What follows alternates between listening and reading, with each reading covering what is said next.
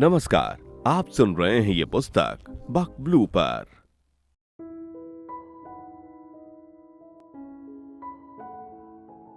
अध्याय 6 अलगाव। घर में प्रेम से भरा वातावरण था। दादाजी की हंगामा पार्टी, फिर रेवंत जी की हंगामा पार्टी और उसके बाद कुलांक और विक्रांगी की हंगामा पार्टी। सभी उत्सव सफलतापूर्वक हो चुके थे। इसी तरह आनंद भरे कार्यक्रमों के बीच 2005 आते आते नवंबर में रिवांगी का रोका हुआ। उसका विवाह प्रेम विवाह नहीं बल्कि एक सुसंयोजित अरेंज मैरिज थी, जो दिसंबर 2005 में बड़े दुलार और बिना दहेज के संपन्न हुआ। रिवांगी का पति मोहित अरोड़ा स्टेट जुडिशरी में मजिस्ट्रेट था और उसकी पोस्टिंग कबीरदासपुर में थी। शादी के बाद रिवांगी अपने पति और ससुराल के साथ वहीं शिफ्ट हो गई तथा कबीरदास में ही चार्टर्ड इंजीनियरिंग के रूप में अपने काम की शुरुआत करने का मन बना चुकी थी। एक दिन घर में इसी विषय पर बातचीत हो रही थी। रेवंत खन्ना बोले, रिवांगी का पति अच्छा और जेंटलमैन मिला है, मन बहुत शांत है। हमें कुलांक के लिए विक्रांगी जैसी बहू मिली और रिवांगी के लिए मोहित जैसा जीवन साथी, दोनों ही सुंदर और योग्य। वियागी ने कहा, बेटा बेटी दोनों के घर बस गए, दोनों को मनपसंद साथी मिले। अब मन सचमुच हल्का और संतुष्ट है। रिवांगी ने तो अपनी पसंद पर नहीं, हमारी पसंद पर भरोसा किया, इसकी भी चिंता लगी रहती थी। हरिवंश दादाजी मुस्कुराए, हम तो गंगा नहा लिए बेटा, अब बस मुनमुन की बारी है। वो तो अपनी गर्लफ्रेंड के साथ घूमता रहता है, उसने मुझे अपने गर्लफ्रेंड से मिलवा भी दिया है। और वियागी, तुम्हें या रेवंत को? वियागी थोड़ा नाराज सी बोली, नहीं पिताजी, मुनमुन बहुत घुन्ना है, हमें नहीं बताया। परिवार की सुप्रीम कोर्ट यानी आपको जरूर बता दिया होगा। विक्रांगी हंसकर बोली, आजकल सभी लव मैरिज करते हैं, लड़के लड़कियां अपने पार्टनर के साथ घूमते हैं, अब इसमें कोई आश्चर्य नहीं रहता। मुनमुन ने तत्काल कहा, मम्मी भाभी हमेशा सही कहती हैं, इस बार भी बिल्कुल सही कह रही हैं। विक्रांगी ने चुटकी ली, सो ठीक है मुनमुन भैया, लेकिन आपने हमें अपनी गर्लफ्रेंड से मिलवाया नहीं, बताना तो दूर जिक्र तक नहीं किया। मुनमुन हंस पड़ा, अब सबको पता चलता ही जा रहा है, ये छुपता नहीं। वियागी बोली, मुनमुन तू बहुत बड़ा गुन्ना है, अपनी मम्मी पापा को कुछ नहीं बताया? मुनमुन ने कहा, पापा सब जानते हैं, दादा दादी जी भी, भाभी को अब पता है, आप भी जान गई, बस भैया ने किसी से शेयर नहीं किया। और मम्मी, आप अपने बेटे मुनमुन लाल को गुन्ना कहती रहती हो। रागिनी दादी ने प्यार से कहा, मुनमुन तू सबसे छोटा है, सबका लाडला, तुझे कोई कैसे गुन्ना कह सकता है? हरिवंश ने भी सहमति जताई, सही कह रही हो रागिनी। वियागी हंस पड़ी, सही कह रही हूँ, पर ये मुनमुन बचपन से ही गुन्ना लाल है परिवार में। मुनमुन ने हंसते हुए कहा, मम्मी हो इसलिए कुछ भी कह लो, आप रुकने वाली नहीं, कोई बात नहीं। You are the best mummy in the world, I am lucky number 1। Vikrangi अचानक गंभीर हुई, मम्मी अब तो मुझे लगने लगा है कि कुलांक जानबूझकर बिजी रहता है, हमें इग्नोर करने लगा है, आने दो, आज शाम को बात करनी पड़ेगी। वियागी ने सुझाव दिया, इस संडे घर में एक इवनिंग पार्टी रखते हैं, मुनमुन की गर्लफ्रेंड को भी इनवाइट करते हैं, लेकिन नहीं पता उसे अकेले बुलाना ठीक रहेगा या नहीं। विक्रांगी ने कहा, ये मुनमुन से पूछना पड़ेगा, अगर उसके पेरेंट्स को पता नहीं है तो वो कैसे लेंगे? मैं सही कह रही हूँ ना मुनमुन? मुनमुन ने कहा, आप कभी गलत हो सकती हैं भाभी, आप बिल्कुल सही हैं। टिकिजा की मम्मी पापा को अभी कुछ पता नहीं, वो वैसे भी रूढ़िवादी हैं, अभी फॉर्मल इनवाइट मत दीजिए, मैं टिकिजा से बात करके बताऊंगा।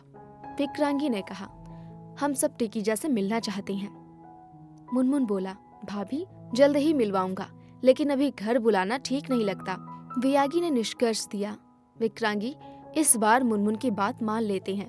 5 जनवरी 2026 को विक्रांगी ने जुड़वा बेटे को जन्म दिया। इस खुशखबरी ने पूरे खन्ना परिवार में हर्ष की लहर दौड़ा दी।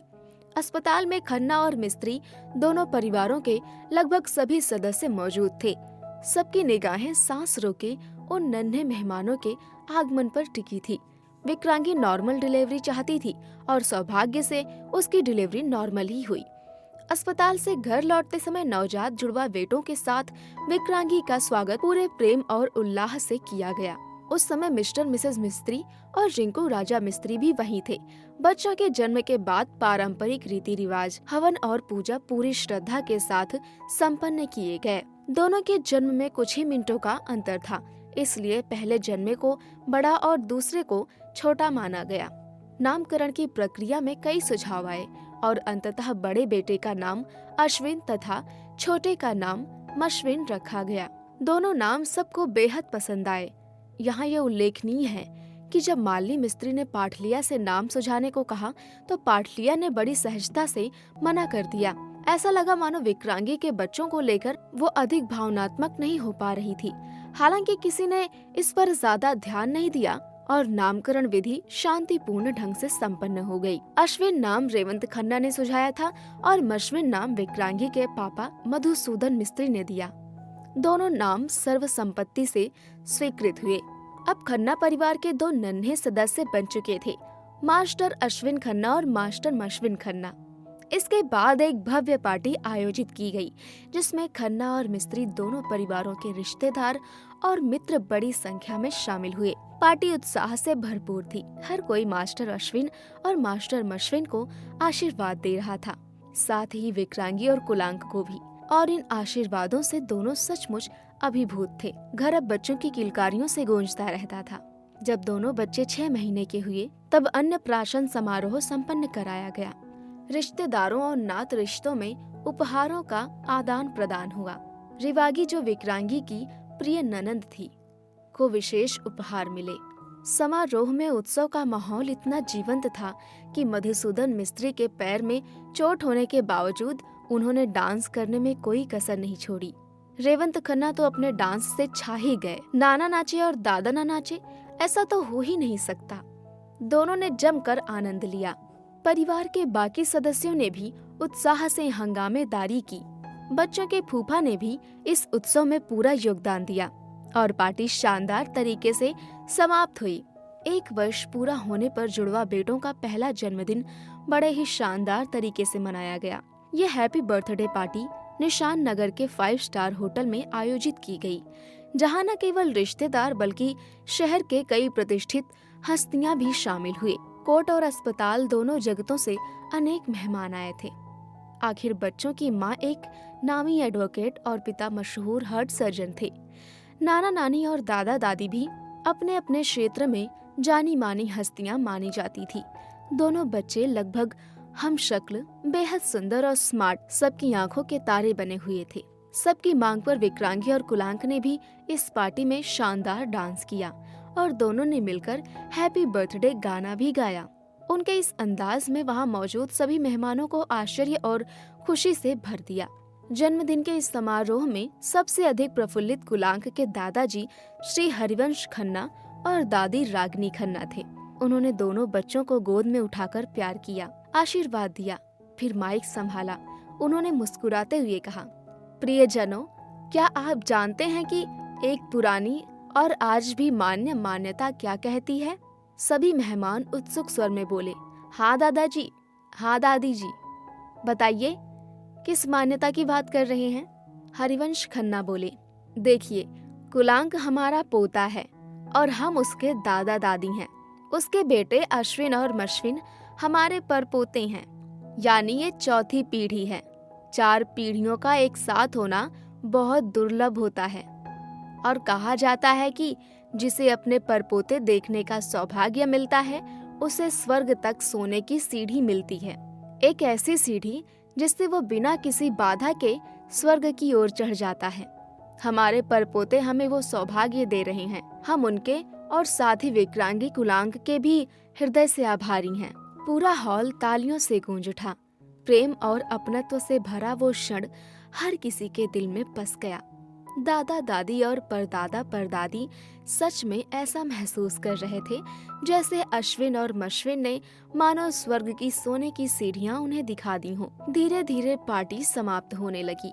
समय के साथ विकलांगी और कुलांक अपने जीवन यात्रा में आगे बढ़ते गए, कामयाबी, प्रतिष्ठा और पहचान पाते हुए। लगभग 1 वर्ष बाद अश्विन और मश्विन के जन्मदिन से कुछ ही पहले एक शांत और सुंदर सुबह पूरे परिवार के सदस्य घर में मौजूद थे। हरिवंश खन्ना और रागिनी खन्ना अश्विन और मश्विन के परदादा परदादी सबके साथ बैठकर हल्की फुल्की बातें कर रहे थे। सुबह की चाय नाश्ते का समय था। अचानक हरिवंश खन्ना अपनी कुर्सी पर ही एक तरफ लुढ़क गए। कुलांक उस समय घर पर थे। उन्होंने जैसे ही दादाजी की ओर देखा, वे स्तब्ध रह गए। हरिवंश खन्ना जी इस संसार को छोड़कर जा चुके थे। सब लोग उन्हें अस्पताल ले जाने की बात कर ही रहे थे कि तभी रागिनी खन्ना भी वहीं गिर पड़ी और उनके प्राण भी पखेरु बनकर उड़ गए। लगभग एक ही समय पर दोनों जीवन साथियों हरिवंश खन्ना और रागिनी खन्ना का हार्ट फेल होने से निधन हो गया। उनका लाडला पोता हार्ट सर्जन कुलांक इस क्षण कुछ भी नहीं कर सका। दादा दादी सोने की सीढ़ियां चढ़ते हुए प्रसन्नचित अवस्था में अपने परपोतों के आशीर्वाद के साथ स्वर्ग की ओर प्रस्थान कर चुके थे। उनके शांत और सुकून भरे चेहरे देखकर ऐसा लगता था मानो वे सचमुच स्वर्ग में प्रवेश कर चुके हों। पूरा परिवार अब उन्हें अंतिम विदाई देने जा रहा था। दिल भारी था, लेकिन उनके संतोषित जीवन और शांत चेहरे सभी को सांत्वना दे रहे थे। समय के साथ अश्विन और मश्विन को स्कूल में दाखिला दिला दिया गया।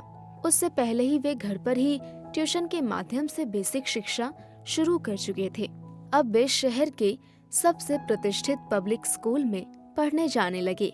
इस बीच कुलांक और विक्रांगी के बीच छोटी छोटी बातों पर तकरार बढ़ने लगी थी और ये विक्रांगी खुद भी महसूस कर रही थी। वो इन दिनों अपनी बड़ी बहन पाटलिया से फोन पर बहुत लंबी बातों में उलझी रहती थी। विक्रांगी की मित्र गौरवी बंगा का भी इस समय तलाक हो गया था। वो अपने पति मयंक बंगा से अलग होकर लंदन में रह रही थी। उसने प्रॉपर्टी और अच्छी खासी धनराशि हासिल कर ली थी और अब अकेले लंदन में स्वतंत्र जीवन जी रही थी। वो अक्सर विक्रांगी को भी लंदन आने का न्योता देती रहती। जब भी कुलांक विदेश यात्रा की बात करते, विक्रांगी बार बार लंदन जाने की बात रखती और गौरवी से मिलने का हवाला देती। एक बार किसी जरूरी काम से विक्रांगी को लंदन जाना पड़ा और वो वहाँ गौरवी के साथ ही रही, क्योंकि गौरवी उसके सबसे करीबी मित्र थी। धीरे धीरे पता नहीं कब और कैसे विक्रांगी के मन में एक दूरी सी बनने लगी। उस घर से भी जहाँ उसे बहुत प्यार मिला था, सम्मान मिला था और जहाँ वो सबकी चाहती थी, लेकिन अब वो परिवार से कटती जा रही थी। कुलांक से बात करते समय अक्सर उसकी आवाज ऊंची और तीखी हो जाती। कुलांक शांत स्वभाव वाले थे, इसलिए वो हर स्थिति को संभाल लेते। एक दिन तो विक्रांगी अपने father in law mister Revanth Khanna से भी किसी बात पर उलझ पड़ी। रेवंत हमेशा सरल, सहनशील और संतुलित व्यक्तित्व के लिए जाने जाते थे। उन्होंने कभी अपने घर में इस तरह का व्यवहार नहीं देखा था। उन्होंने स्थिति को संभाल तो लिया, परंतु घर में कलह की शुरुआत हो चुकी थी। अब तो कोर्ट जाते समय, कोर्ट से लौटते समय कभी बच्चों को लेकर, कभी किसी और बात को लेकर विक्रांगी का गुस्सा फूटने लगा था। कभी वो घर के नौकरों पर, कभी नौकरानी पर, कभी ड्राइवर पर भड़क उठती। सभी धीरे धीरे उसके व्यवहार पर चर्चा करने लगे। वियागी खन्ना, जो बेहद शांत और सरल स्वभाव की महिला थी, उन्होंने कभी भी अपने फादर इन लॉ और mother in law Harivansh Khanna और रागिनी खन्ना के आगे ऊंचा स्वर तक नहीं किया था। मन ही मन ये सोचकर हैरान थी कि आखिर विक्रांगी में ये परिवर्तन क्यों आ रहा है। एक दिन तो बात इतनी बढ़ गई कि विक्रांगी ने उस वफादार ड्राइवर पर भी गुस्सा निकाल दिया, जो वर्षों से घर की सेवा कर रहा था और जिसे कुलांक पूरा सम्मान देते थे। उसने छोटी सी बात पर ड्राइवर को कठोर शब्द में डांटा और उसकी शिकायत कुलांक से भी कर दी। इस तरह घर की सबसे पुरानी नौकरानी अनीता बोल, जो परिवार की हिस्सा ही बन चुकी थी और जिसे सब सम्मान से दीदी कहते थे, वो भी विक्रांगी के गुस्से का शिकार हो गई। केवल इतना कि उसने व्यस्तता में कहा, भाभी आती हूँ 5 मिनट में। विक्रांगी ने उसी पर कड़क शब्दों में बौछार कर दी और घर से निकाल देने की धमकी भी दे डाली। अनीता इतने वर्षों में ऐसा व्यवहार कभी नहीं झेल पाई थी। वो समझदार थी, वफादार थी। उसने हाथ जोड़कर विक्रांगी से माफी मांग ली और मामला शांत किया। पर अब घर का प्रेम से भरा वातावरण धीरे धीरे तनावपूर्ण होता जा रहा था और किसी को समझ नहीं आ रहा था आखिर विक्रांगी इस तरह क्यों बदल रही थी। अभी आप सुन रहे थे ये पुस्तक बक ब्लू पर। आपको ये किताब कैसी लगी कमेंट में हमें जरूर बताएं। साथ ही स्क्रीन पर दिए गए सभी प्लेटफॉर्म्स पर हमको फॉलो करना ना भूलें। धन्यवाद।